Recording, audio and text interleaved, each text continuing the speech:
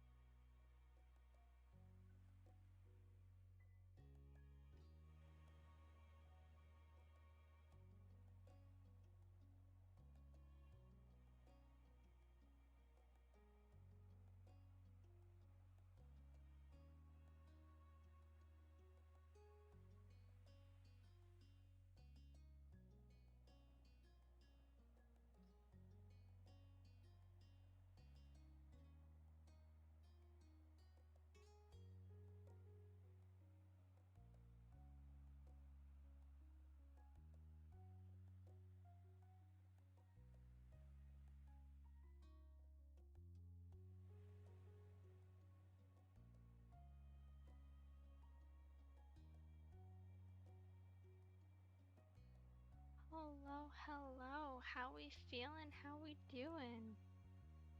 Are we hyped? Because I'm hyped. I got my water. I put in my little flavor drops. So it's orange vanilla, which tastes kind of like a creamsicle.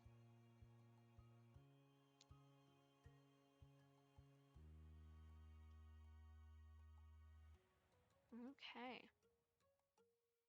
Let's get into it, shall we? I'm fucking pumped. I'm pumped. I'm happy to be here. Okay.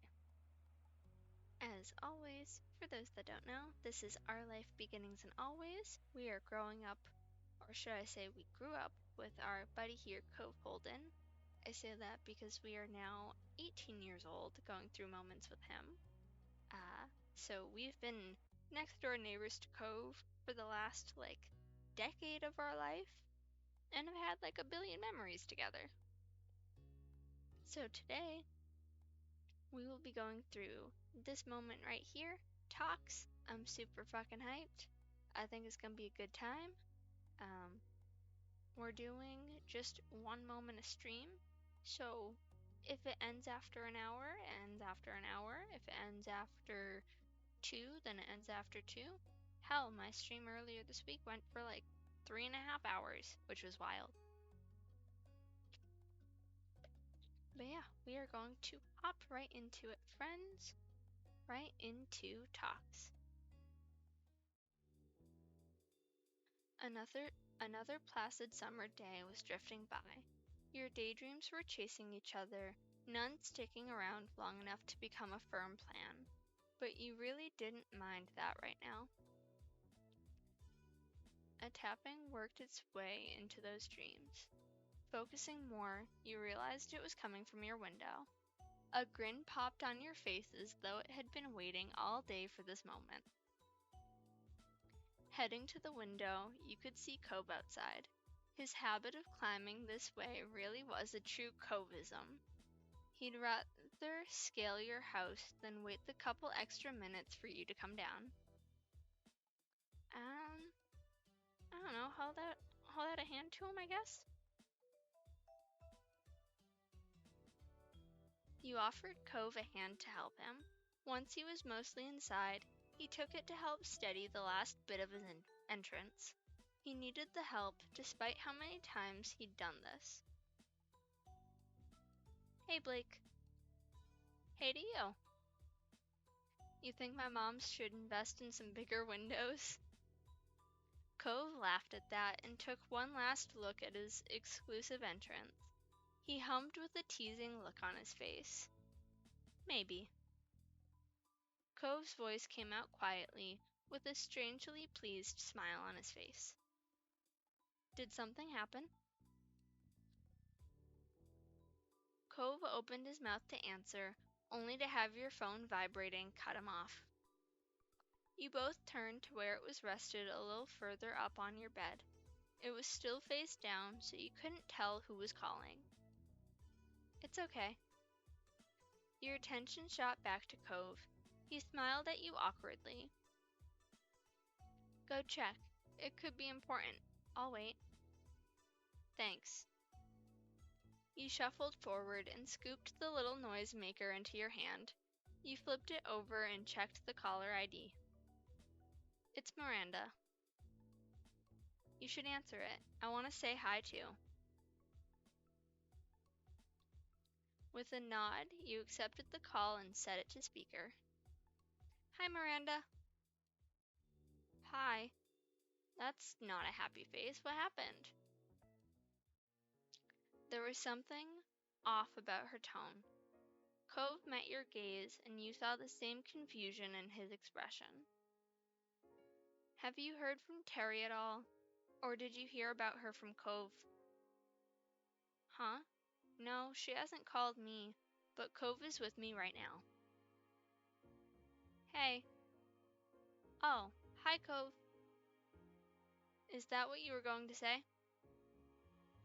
He shook his head no before realizing that it wasn't a good enough answer when one person couldn't actually see it. No, Terry hasn't called me today either. Is something wrong? At that, Miranda couldn't hold herself together any longer. The muffled sobs from the other side of the line were unmistakable. Oh no, what happened? Terry doesn't like me anymore, if she ever did. Oh, sweet baby. What? That doesn't sound right. You're probably her best friend out of all of us. Yeah, why do you think that? She sniffled, and there was a pause as you could hear her shift the phone to her other hand. Terry was here the other night watching movies with me. We were up super late. She realized her parents probably went to bed so they couldn't pick her up. My mom and dad were definitely asleep then. Dad works early. I tried telling her it was okay to just spend the night and she could text her parents what happened, but Terry really didn't want to. You glanced at Cove. He looked equally unsure as you about where this story was going. It didn't sound like a friendship ending situation. I suggested things to make it easier if she was nervous, like she could sleep by herself in my room while I stayed somewhere else. Yeah. And I said we didn't have to sleep at all. We could have kept watching movies until one of our parents woke up. I wouldn't have minded. I know not everyone can do sleepovers, but Terry wouldn't even tell me what was really wrong or what I could do to help. I thought we could tell each other anything. I guess I was wrong.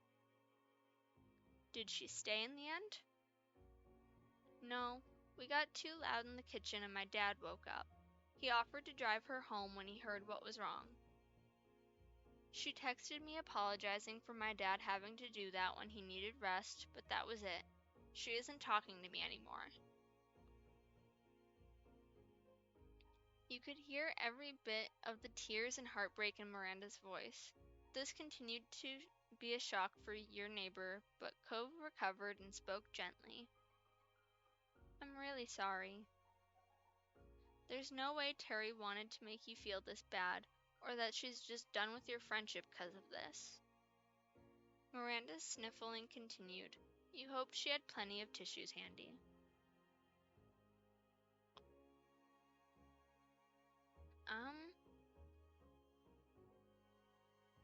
It'll be okay, 'cause it will be. It had to be. You couldn't imagine any alternative. Miranda's voice sounded a little bit more collected after finishing her story, but you knew that the crying was far from being done. I thought she'd have reached out to one of you by now. Maybe she's not talking to anyone. Yeah. Sorry for bothering you and Cove about this. Hey, we're here for you. Right, you can tell us things. Thank you. Her shaking voice finally conveyed a little optimism, or at least relief that she wasn't dealing with it entirely on her own. If you do hear from her or anything, could you let me know if she's alright? We can. Thanks. Let's talk later, okay? Bye. Bye. Bye. That didn't really seem like an especially productive point to end the call, though you also weren't sure where to go from there. Looking to Cove, his face seemed as lost as yours. With no alternative, you hung up and put your phone back on your bed. Cove crossed his arms, a frown creasing his face. He began to pace the length of your room, clearly trying to put the pieces together in his head in a way that made sense. I mean, here's the thing. We have Miranda's side of things. If we know anything, there are two sides to every situation. So we gotta wait till we get context from Terry on what the fuck's up. Other than that, we're really just solving half a puzzle.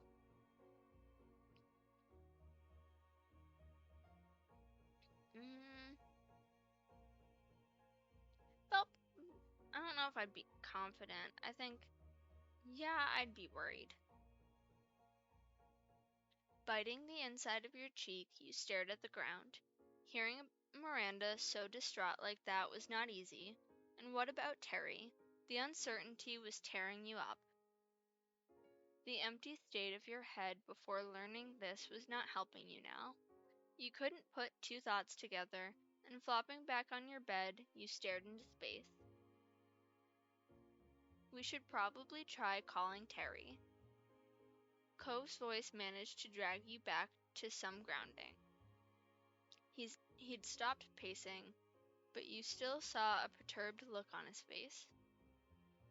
Yeah, I'm worried about her too.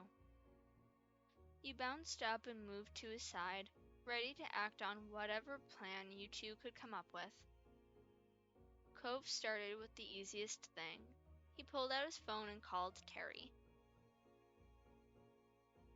Cove let it ring and ring and ring and ring. Terry didn't answer. There wasn't even an option to leave a voice message. Oh boy. Your shoulders slumped, and Cove looked even more troubled, if that was possible. He turned to you as if for some lifeline. Could you try calling? I'm gonna send a text just like, hey, I was trying to reach you, call me, or something. Yeah. You took up your phone once more. Unfortunately, after another set of interminable rings, the line went dead. No answer, no voicemail. Hanging up, you saw Cove visibly deflate. He rubbed his arm, eyes distant, openly struggling with the whole affair. I don't like this at all. They're fighting, we barely know anything, and we're supposed to just wait and see? Despite it only being a minute since he texted Terry, Cove checked his phone again. He was desperate for progress, for something, and you frowned as you watched him.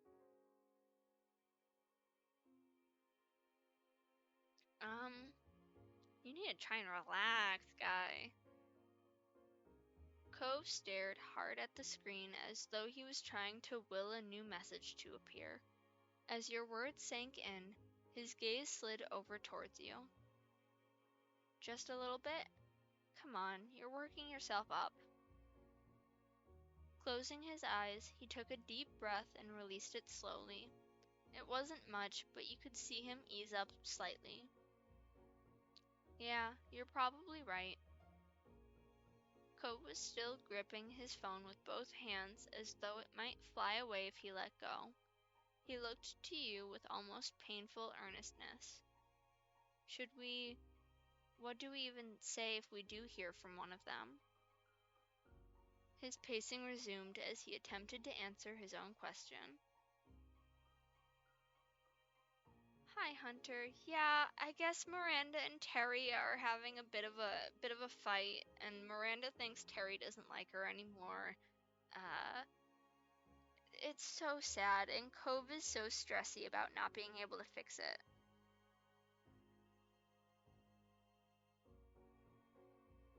But yeah, his pacing resumed as he attempted to answer his own question. but it was written all over his face that he had no idea how to tackle any of this. Well, because unfortunately, there's not a lot we can do. The fight doesn't directly involve either of us. We already heard Miranda's side of things. We've tried getting a hold of Terry. We have to wait for Terry to be willing to reach out to us, and then ideally get Terry and Miranda to talk to each other, because we can't solve this for them. But I also get Cove being stressed out about just waiting with this information. He's such a sad boy. I want to fix it for him. I'm sorry, Cove. He slowly came to another halt, like a gear winding down.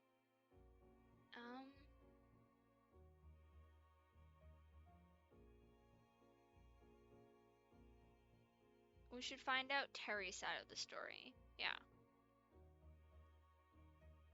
Nothing could be done until you knew what she thought of this. That much was certain.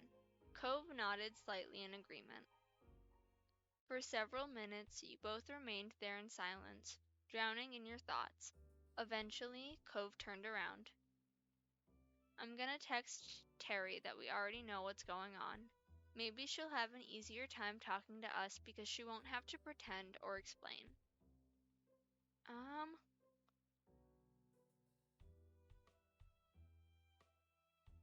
I don't know if that's a great idea. Because here's the thing, Miranda didn't say it was okay for us to tell her, but she also didn't say, like, don't tell her.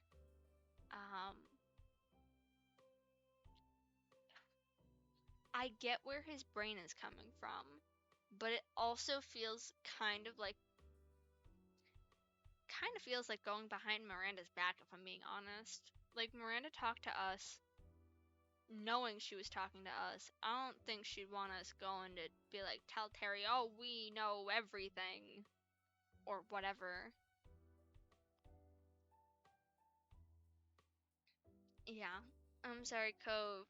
Maybe we don't do that. Yeah, I think you're pushing just a smidge too much. Terry will talk to us when she wants to talk to us. We just have to wait, unfortunately. Cove's eyebrows grew together and his grip on his phone tightened. Cove, just because you're upset doesn't mean you can cross lines, especially when we still don't know the whole story. Cove bit his bottom lip. You could see it in his posture that you'd made sense to him, but he was fighting his desire to agree with you and keep going with his own way.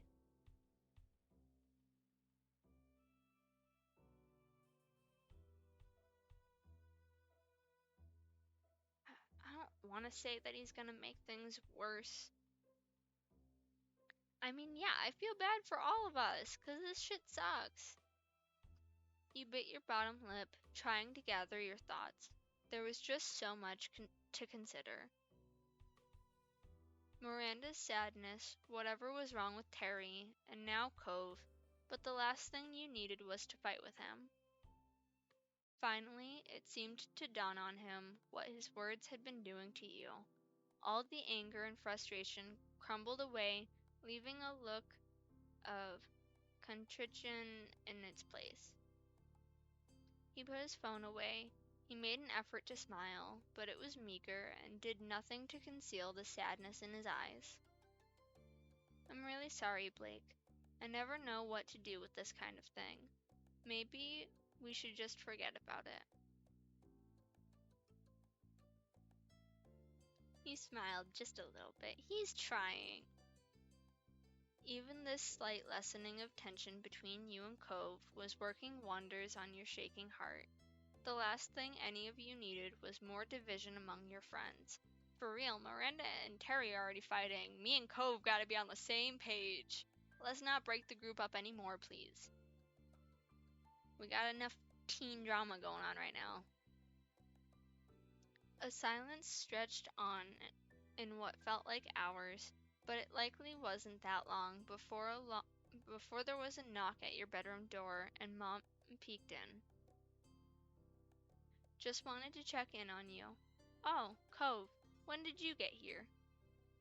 About that, When she saw your morose expressions, she opened the door all the way, and the question was dropped. Ma was standing there as well. She slipped past her wife to come inside your space. What's with the long faces? Are you both okay? You tried to nod, but it was no use. Your voice cracked, despite your best effort to not let it get to you more. You couldn't even lift your eyes off the floor, as though the weight of your worry was dragging your head down. Miranda and Terry had a big fight, and none of us can get a hold of Terry. Your parents exchanged a meaningful look, though its meaning was lost on you. The mom code, the parent look. I'm so sorry to hear there's trouble with your friend, sweetie. Is there anything we can do to help? Out of the corner of your eye, you saw Cove rub his arm awkwardly, unable to add anything. No, we're just waiting to see if Terry calls or texts or if Miranda does. Well, we can at least help you take your mind off things while you're waiting. Another great idea, Lonnie. We can get the whole gang together for some quality time. I love moms. Mom gave you a soft smile and added, "This'll be good, especially since it might help make up for what happened at the farmer's market." Yes, it'll be wonderful. I'll go see what Liz is up to right now. Excited, she fluttered a few steps away and then stopped. She pivoted on her heels and raised a single finger, flashing a big smile at Cove. And of course, Cliff will be welcome too. Ah. Knowing your family was always there for you, that couldn't be underestimated. In fact, it meant everything to you that your moms cared so much. I really appreciate this. Thank you. Yeah, thanks. That's nice of you. Poor Cove is so awkward. I love him for it, though. You're both very welcome. Don't sweat it, not so kiddos. Leave things to us. Just relax and we'll call you when it's all together. The families are just so cute in this.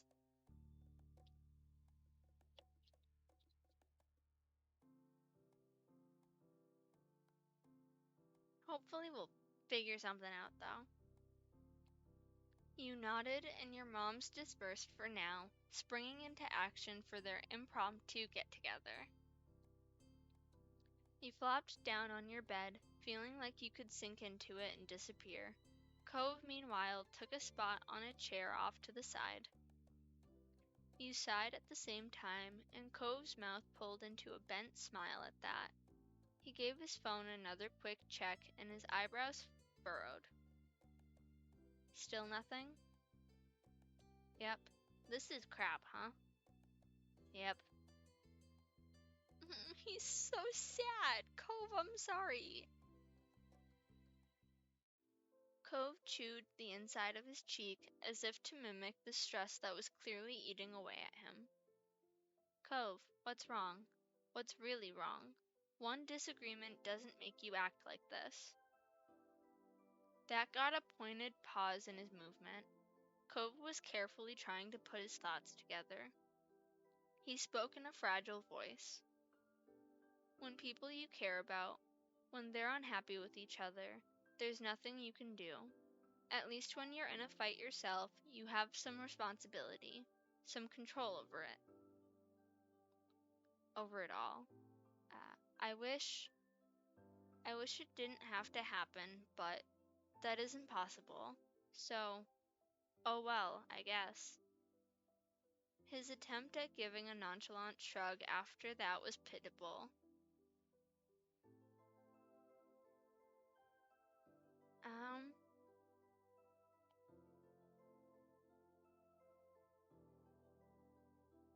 Makes me feel bad too. I get exactly what Cove is talking about, where when people you care about are fighting, but you're not directly involved, you can only do so much to offer support to either person.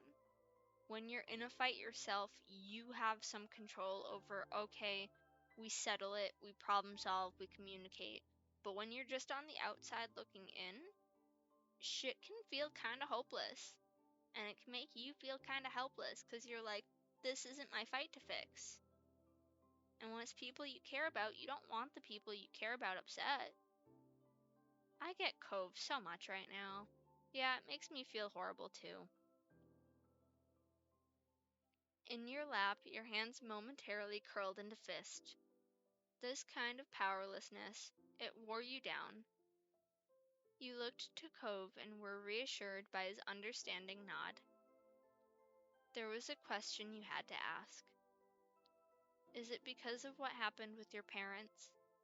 Oh shit, okay, we're going there. Damn. Cove ran a hand through his hair, a strange smile spreading across his lips. For him, this pain struck close to his heart. Just as quickly as it had come, his smile was gone, lost amidst his faraway gaze. Yeah, you got it. It's like my parents. My poor sweet baby of divorce. I felt that, Cove. Despite knowing him for so many years, Cove had never spoken of the years before he moved to Sunset Bird, before his parents separated, in any detail. He whispered his thoughts distantly, almost unconcerned with whether you could hear them or not. They used to fight all the time. Oh, I just want to hug him. I think they got along when I was a baby. I mean, they had to have wanted to be with each other at some point, but when I was old enough to remember anything, it was already bad. Oh, poor sweet boy. My whole fucking heart right now, man. There was always something wrong and I could never help. I just wanted them to be happy. You tried to imagine your mom's breaking up, and the very idea scared you. But Cove had endured that for real. I'm sorry. Blake, it's okay. Despite that revelation, Cove gazed reassuringly at you. It's not like that anymore. Things are so different now. I don't even really think about it. Again, the sorrow reasserted itself. When he continued, you could barely hear him. Though, I guess it's pretty obvious I haven't forgotten either. Why's Cove gotta be so goddamn relatable, though? Not that I don't even really think about it, but I guess it's pretty obvious I haven't forgotten either. Okay, I'll unpack that with myself later, don't mind me. Hug him. Hug this boy right now. He needs all of the hugs. My poor ocean dude. You crossed the room, picking up a little bit of speed, and Cove's eyes widened. He shot out of the chair and stood waiting for you with a nonplussed look. When you collided with him, wrapping your arms around his middle and knocking the air out of his lungs, all mystery was gone. Cove squeaked. Oh. He returned the gesture longingly. Exhaling, you pressed your cheek into the warmth of his chest. The tension stuck inside you released like a river flowing into the ocean that was Cove. The firmness of his hug told you Cove didn't plan on letting go anytime soon. You both needed the comfort and closeness for just a little bit longer. I'm telling you, a Cove hug would fix my life. When he finally did, the two of you took a seat again, but this time side by side on your bed. Poor ocean boy. Today was a lot, huh? Yeah, it was. Lean against him. Use Cove as support right now. Resting the side of your head onto his shoulder, you glanced up at his face. Cove watched you affectionately. In that gentle gaze, you finally felt like everything was going to be okay. No matter what happens, we can make it work. His mouth pulled into a bent smile at that. You chuckled, resting your head comfortably back on his shoulder. I think so too. And for a while you stayed like that. A comfortable quiet fell between you, and the sun fell with it.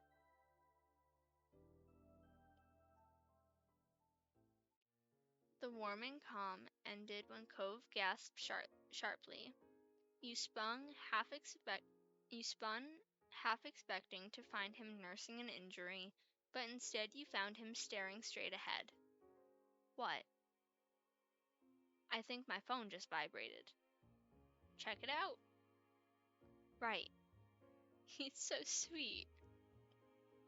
He patted his pockets, fumbling in his panic, and yanked the phone out. The force of the action nearly catapulted the device out of his grip entirely, but he caught it just in time. Cove is literally me in most situations, though. His eyes honed in on the screen. It's Terry, thank God. She says she's sorry.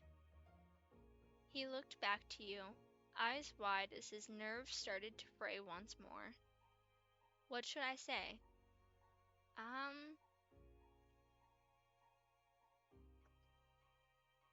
Ask her what's going on. Terry, what's up? Okay. He nodded and began typing. Cove was aware that his blunt words could sometimes make others bristle, even though he never meant them to hurt. Cove's phone buzzed nearly as soon as the message was sent. Ah, it's Terry again. She's talking to us. You leaned in, watching the conversation unfold on Cove's screen. She's gonna actually call. Good, let's talk to people, clear the air, figure this shit out. Cove held his breath as you waited. His circle of friends had always been small, so he'd managed to avoid the stress of seeing friends fighting. I get that, though.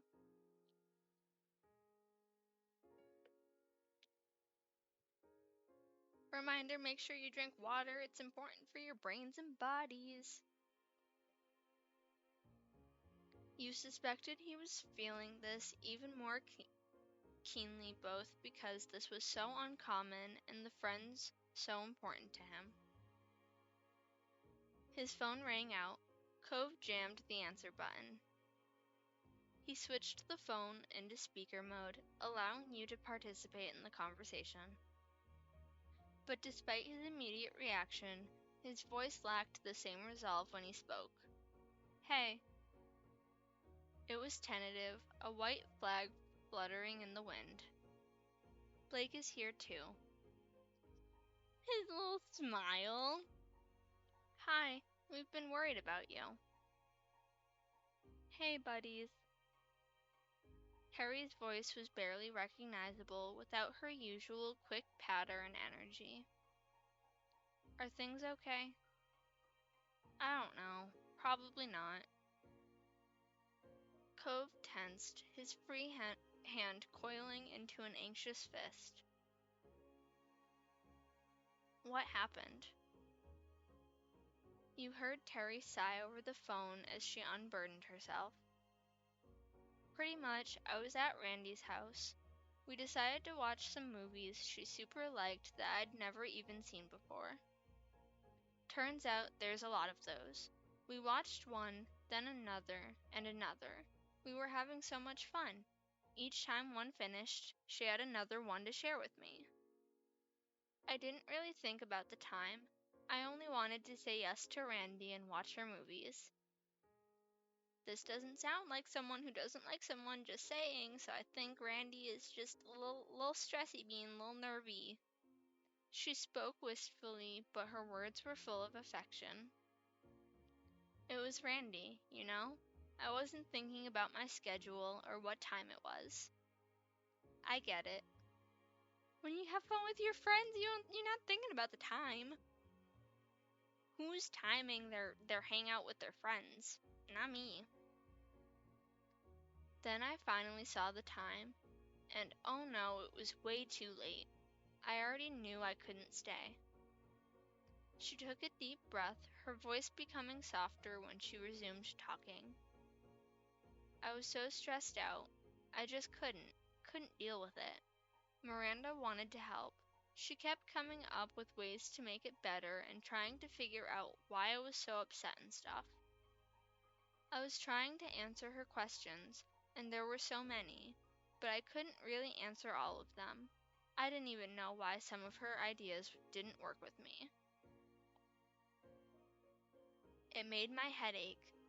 I still had the first problem, and Randy there, trying to help, blasting all these questions and suggestions at me faster than I could even think.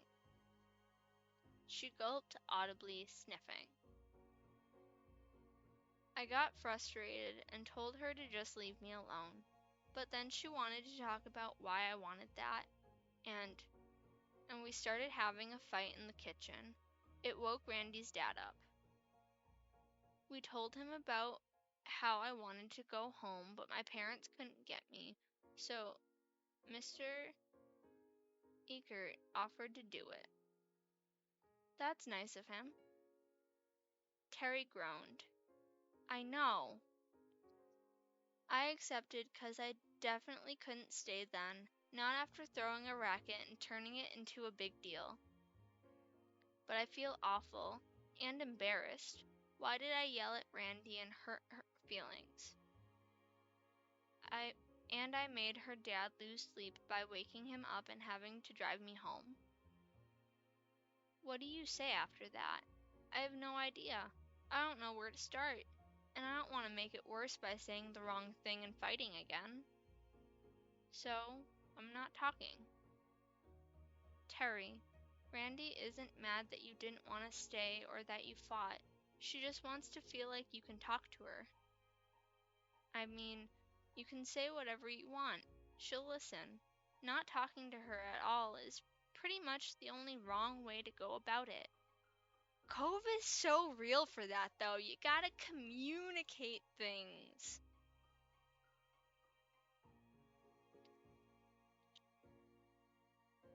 Like, oh my goodness, y'all gotta talk to each other.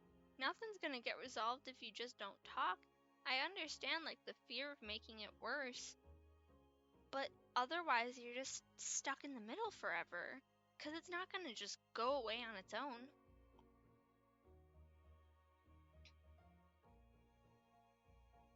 Terry lamented mournfully on the other end of the line, but he had a point. Unless she faced Miranda again, there would be no resolution. You looked at Cove, hunched over the phone, staring pensively into it and searching for a solution. This couldn't be solved with the other key party missing, but what if you brought them in? Your phone was still free. I'm gonna suggest calling up Miranda now. What if we called Miranda? That way you could talk to her, but wouldn't have to do it alone. Cove brightened up. The concerned furrow in his brow, which had taken root when Miranda first called, eased. That could work. Terry, are you up for it? She made a noise that wasn't a word, but nevertheless conveyed her hesitation and worry. But she brought it to a close with a decisive exhalation, as if pushing all negative thoughts from her body. All right, I'll do it. Cove nodded. Now that you'd received approval from everyone, you pulled out your phone and called Miranda. You set it to speaker and waited for her to pick up. Luckily, she did. Hi, Blake. Her voice was still distant, as if her thoughts were elsewhere, but it was loud enough for your needs. Hi, you're on speaker. Terry is on speaker too, on Cove's phone. Oh. She paused while she digested this information. You watched the phone screen, hoping that she wouldn't hang up as a result. "Oh, really?" "Yep, it's really me. Can you hear my voice all the way from your house to theirs and then mine?" "I can." You and Cove exchanged looks, waiting for the wall between them to break and wondering who would be the one to do it. As the quiet dragged on, you caught Cove chewing his cheek. He must have weighed up the same question as you. Whether to encourage the conversation along or leave Miranda and Terry to resolve it themselves. The answer came in the form of one sniff, followed by another from Cove's phone. "Sorry, Randy. I hope you still like me." "What? You were the one acting as if you didn't like me." Her tone was defensive, no doubt a result of her wounds from last night still being raw. "No way. Everyone likes Randy." "You're wonderful." Your eyes met Cove's. His phone was tilted towards you, capturing the call indirectly. You moved your phone closer to his, hoping that the signal was strong enough to convey every nuance of tone. Cove did likewise, bringing his cell right next to yours, even bumping against it as he shifted his grip. "I didn't know what to say. That's the only reason I wouldn't talk to you. If I had known the answer, I'd have told you right away." Miranda murmured on the other end of the line. "You didn't want to stay. Anything I tried to do bothered you, and you could have told me you didn't know." "Yeah, I think I was angry at myself. I did a dumb thing and didn't want help with it. I wanted to be mad and just deal with it myself. It made me keep doing dumb things." "Oh." When she spoke again, her voice was quiet, as tender and vulnerable as the words. "Staying up late watching stuff was all my fault. I had to find a way to fix it. That's what I thought anyway. But I should have given you space. I'm sorry for being so pushy and sensitive." "Hardly. Miranda Eckert having a flaw? I've never heard of such a crazy thing." Miranda let out a ghost of a giggle. Cove cleared his throat. Maybe you should call each other now?" "Sorry." "Can do. Thanks for giving me the kick in the butt to do this already. Randy Mandy, I'm gonna call you right now." "Bye, Blake and Cove." She hung up after squeezing in another quick bye, though not giving you or Cove room to respond in kind. Miranda laughed, the noise tickling gently like wind chimes in a summer breeze. "Thank you for listening and helping. I'm gonna hang up now so I can answer Terry's call. Bye." "Bye." "Bye, talk to you soon." Oh, thank goodness for fights being over. Even fake fights stress me out. I don't want all the drama and the conflict. Get it out of here. Goodness gracious. Okay. Miranda hung up, still chuckling softly as your call ended. The room felt emptier without the other voices in it. Cove expelled a sigh that crashed through the newly fallen silence. He dropped his arms to his sides, letting his head hang down like a puppet at rest.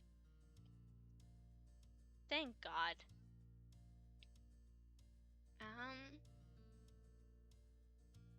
I feel like the day's events would have drained me. Cove scratched at his face, his expression cloudy. "I think I need to find better ways for dealing with conflict because that was awful." "Yeah, I wasn't gonna say it, but since you did." We could all probably do better at that for real, though." Cove meekly smiled as he rubbed at his eyes, weariness creeping over him, and mumbled his next words. "We can talk about it another day." "That's fair. I think we had enough drama right now." Conflict resolution methods? Huh? Oh no, forget it. Your eyebrows rose and then a light bulb went off in your head. Before Miranda called, didn't you say there was something you'd wanted to say? Cove's original visit had been thrown so off kilter that it was a struggle to wind your memory back to when he'd first turned up. Now you did, though. You remembered that he had been perky when he had arrived this afternoon. Was it good news? Cove brushed his hands against his now folded arms shyly. Well, yeah, maybe. I'm not exactly sure it counts as news or even good. It just is what it is. I'm happy about it, though. I mean, if you're happy about it, I would argue it's at least good. I need to know what it is to know if it qualifies as news, though. I mean, it's new information, so maybe? I don't know. You were curious, but you didn't want to push Cove if he didn't want to speak about it. You don't have to say anything, but if it makes you feel good, I think it is good news. Cove chuckled awkwardly, a hand creeping up to ruffle the hair on the back of his head. It's fine. If you want to hear, I can tell you. He shifted on his feet as if a different posture might give him the support he needed for the conversation. I didn't want to make it a big deal, but I I just know what my sexuality is now. Oh! This is good news! A real subject change, huh? He chuckled. True, it was unexpected, but you were excited that Cove had come to understand himself more, and glad he wanted to share that with you. That's great. Tell me more? Cove drew a breath, straightening up. I'm demisexual, so most of the time, I don't really have those kinds of feelings, physical wants and stuff. It's only in some situations, when I'm already really emotionally and romantically connected to someone, that I start to ever think about anything sexual, and it's only with them. I hadn't heard the term until pretty recently, and it just made a lot of sense. Once I knew what it meant, I had a word to fit how I felt. That fit how I felt. And I'm panromantic, because I've never had a preference for a specific gender or anything. So yeah. That makes sense. We love a panromantic demisexual king. I love him. He's so cute. Cove looked down at the floor. Being so open and direct about a matter that personal, which you were sure he'd spent a lot of time trying to figure out, seemed to be kind of weird for him. Despite that, there was a small, proud smile on his face, and when he looked up again, his gaze was steadfast. All this talk of Cove's sexuality made you reflect about your own.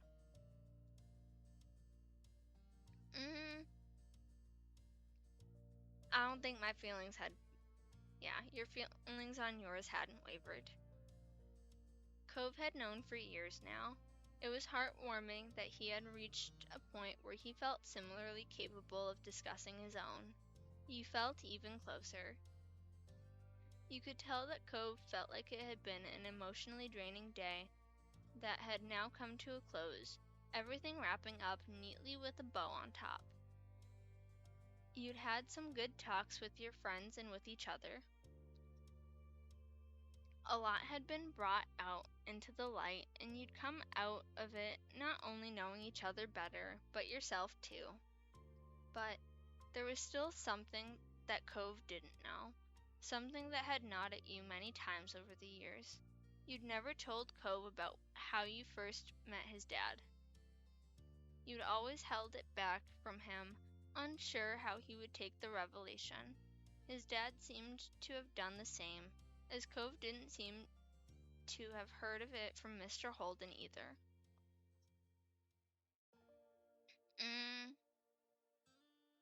Maybe you'd tell him someday, but definitely not today. There was enough happening today. The day had been sufficiently dramatic without introducing the oldest skeleton in your closet. It could wait until another time. Hey, we should probably head downstairs soon, if your moms are still wanting everyone to get together. Yeah, that's right. With a renewed spring in your step, you led the way out of your room. You got downstairs to find the others already assembled and waiting. Aw, look at my moms and my sister. They're so cute. Hello. Hey.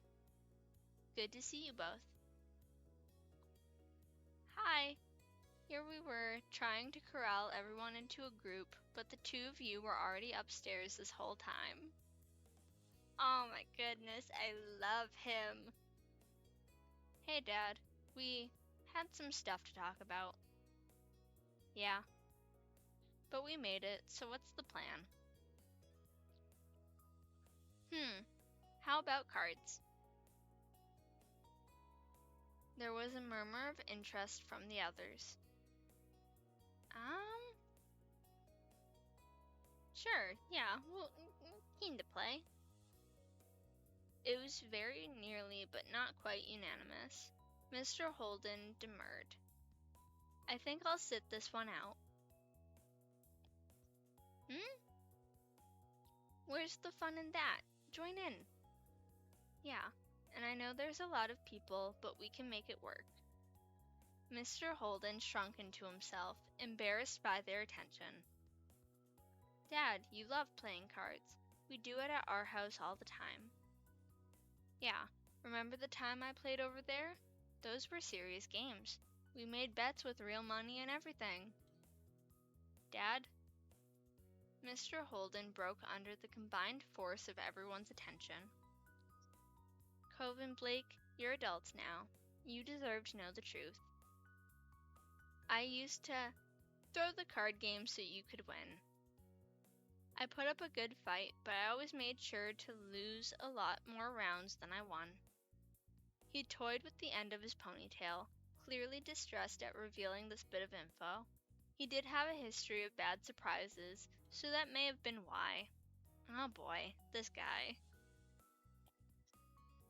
I know people want to be taken seriously, and fake wins don't mean as much, but I couldn't help myself.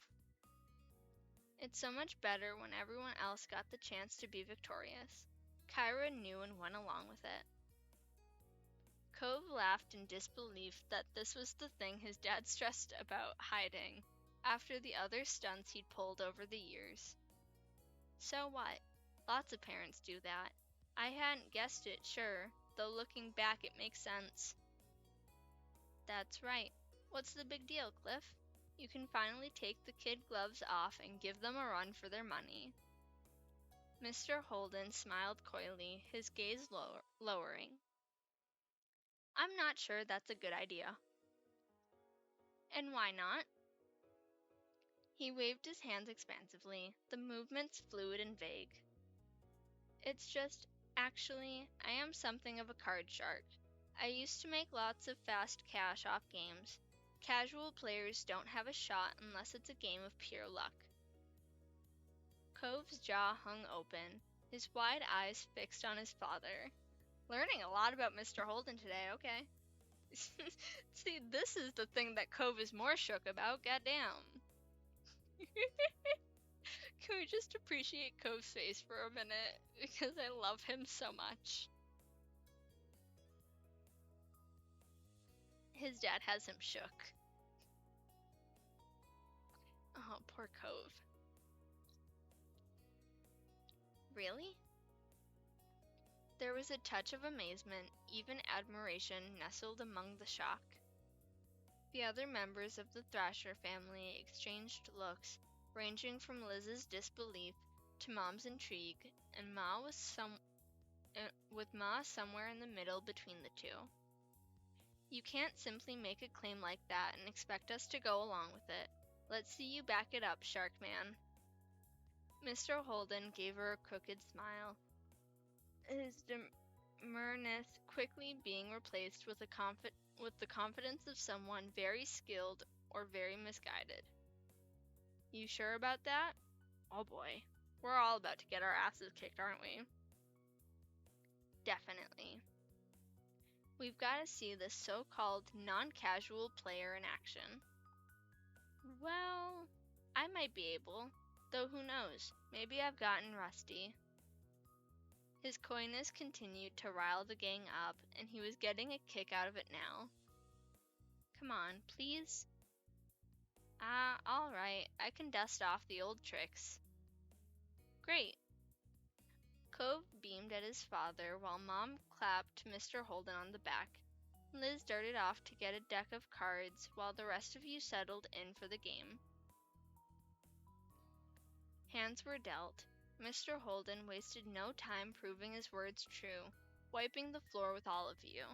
You played several rounds, even switching games, but none of you were a match for him. That was how the alliance came to be forged. The rest of you joined forces against Mr. Holden only, just to try increasing the odds of beating him. With your combined efforts, you pulled out a few victories, yet it was still a challenge. He was clearly a professional. If these were his skills now, rusty with disuse, you couldn't even imagine what a deadly opponent he had been in the past. Despite that, you still had fun. Working cooperatively actually fostered a sense of camaraderie with the others. Mr. Holden didn't appear fazed by this strategy. You actually wondered whether the increased challenge made it more interesting for him. You spent the rest of the afternoon together with your family and the Holdens, having fun. It was an interesting evening for sure, with many discoveries for everyone. It was freeing, and yet simultaneously you felt more tied together than you had been before. Damn, okay, there we go. Another moment. Down pat. Okay. While we have a minute before I just straight up end, I do want to do a quick little look at a calendar, and then, so I know we have Spider-Man Superhero Sundays. Damn, that's the first time I've goofed that. I've been so good about calling it Superhero Sundays. So Sundays are out of the question. So let's say tomorrow we do charity. Sunday will be the superhero. So then it would be drive, reflection, late shift, serendipity, boating that next Friday, happiness on the 12th. Then we would wrap the week out with sightseeing, drinks, mountain, and planning. From there, we have the and summer ended, which could be the 19th. And then we could do, if I do my Saturday streams, because I know the endings and Cove's wedding DLC are long. So if we did the 24th for Cove, 31st for the wedding, then we could do Derek's on September 7th, and we could do Baxter's on September 14th, which would put an official end to the Our Life stuff. Wow, just thinking about that out loud is like wild in my brain. So that's kind of where my head's at right now. That might not go exactly that way, but that's where I'm currently thinking. Obviously, if I take a day off stream for whatever reason, sometimes Tuesdays are up in the air because Tuesdays are one of T's days off. So sometimes if we have to like go do anything, I'll end up taking the day off, but we'll see. In theory, we'll be done in a month and a half, which is wild. But y'all, make sure you keep sticking around. I've got so much else planned. Y'all will have to let me know because they are working on the they're working on a new game now, the same people that made this. It's Our Life Now and Forever, and instead of it being 4 summers, it's 4 falls, and it takes place in a completely different area with completely different characters. The art style looks really fucking cute. So if y'all want to see me, maybe I can do that demo, but this is by no means the end of the visual novel world. I still want to show y'all A Date with Death. I still want to show you Error 143. The cool thing about Error 143 though is that is completely voice acted. So that will be nicer for me and my poor vocal cords that struggle with all the reading. There's also, I have one that I might show y'all that's called Ace in Space, which is a non-binary ace person, which is super close to my heart, obviously. And then I have a couple other like new ones that I kind of want to explore that we might look at on stream. Not to mention, at some point I want to stream Resident Evil 7 and Resident Evil Village, so those are going to be coming up.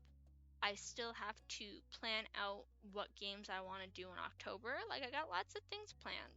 So don't worry, even when we're done with this, we won't be done. There's still so much more I want to do.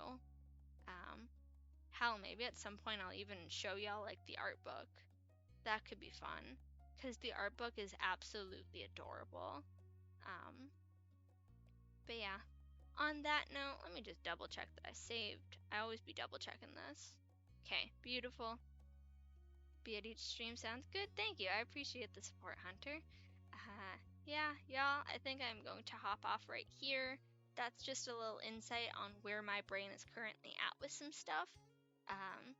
So yeah, once we get to the endings in Cove's Wedding DLC will probably end up being special Saturday streams, just so that I can start a little bit earlier in the day, get off a little bit earlier, because like I said, I do remember them being fairly long, so I want to make sure I give the amount of time we need, and that we don't feel like we're rushing through it, because I would hate to feel like I'm rushing through the experience and not just properly enjoying it with y'all.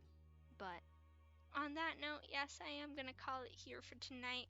Thank you so much for hanging out with me. I apologize that was only an hour, but like I said, I think it's nice to balance it out that some are shorter and some are longer. Because on average, we probably end up somewhere around my 2-hour stream. I don't know. But I appreciate y'all. Thank you so much for hanging out with me. I hope you enjoy the rest of your night. I'll see y'all around later. And as always, take care of yourselves, be kind to yourselves. It's hard being a person, you're doing the best you can. I am proud of you.